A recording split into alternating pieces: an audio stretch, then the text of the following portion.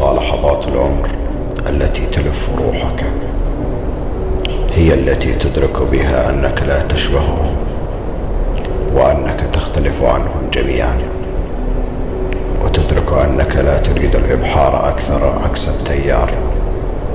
وأنك لا تريد الغرق في ذنب هو لم يكن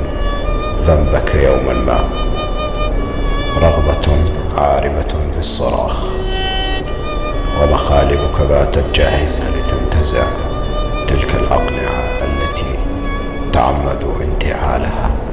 لطمس شعائرهم اللا إنسانية وطقوسهم الوثنية. أقصى لحظات العمر عندما تدرك أنك أضعت عمرك لأجل من لا يستحق،